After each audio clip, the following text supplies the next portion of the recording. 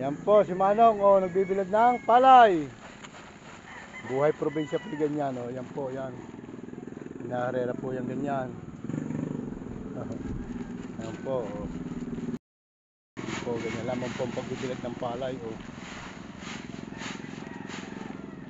Ayan, Yun. Buhay probinsya po talaga ay ganito.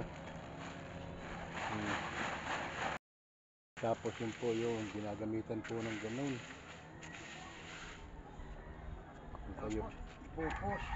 Kung kayo po ay naging probinsyano, alam niyo po ang trabahong yan, Yan, Lang po, kalalatag lang ay parang naambun agad. Yan po lang ang kalaban namin dyan sa pagbibilad ng palay. Okay, thank you po for watching.